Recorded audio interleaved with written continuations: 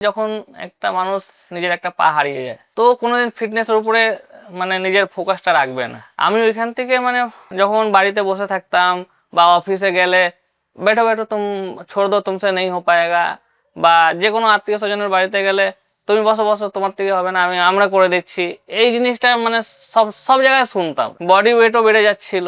তখন আমি ভাবলাম কি আমি কি করব। আমি একটা ভালো যোগা করতাম আগে, আমি কি করব, কিভাবে নিজেকে মোটিভেট করব, কিভাবে ফিটনেসের দিকে রাখবো। তখন একটা ম্যারাথনের খোঁজ পাই। রানিং ইভেন্টেই গেছিলাম 5 কিলোমিটার ম্যারাথনে, জাস্ট দেখার জন্য কিরকম হয়। তো ওইখান থেকে একটা টেলিগ্রাফের একটা আর্টিকেল আমার বেরোয়।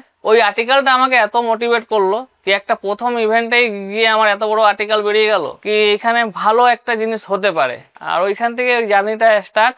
আজকে প্রায় 80খানা ম্যারাথনে মানে ম্যারাথন রানিং ইভেন্টে আমি পার্টিসিপেট করেছি, দুটো হাফ ম্যারাথন করেছি, প্রায় প্রচুর 10 কিলোমিটার করেছি। প্রথম হাফ ম্যারাথন জয়েন করার জন্য প্রায় আমাকে মাস দেড়েকখানি মানে ডেলি 10 কিলোমিটার 5 কিলোমিটার 15 কিলোমিটার করতে হয়েছিল ডেলি মানে এভরিডে। হাফ ম্যারাথন টাফ ছিল কেন একটা 91% হ্যান্ডিক্যাপ যাকে ডাক্তার 91% ডিক্লেয়ার করে দিয়েছে, বাট এটা প্রুভ করা ছিল কি আমি ডিসেবল না এবল, সেই জন্য হাফ ম্যারাথনটা করা। মানে 4 ঘন্টা কন্টিনিউ এলবো ক্র্যাশ নিয়ে, আর্টিফিশিয়াল লিম লাগিয়ে না, এলবো ক্র্যাশ নিয়ে পুরো বডিকে এভাবে ধরে আপ করে লিফট করে কন্টিনিউ 4 ঘন্টা 4.5 ঘন্টা হাঁটা, মানে হিমশিম খেয়ে গেছিলাম।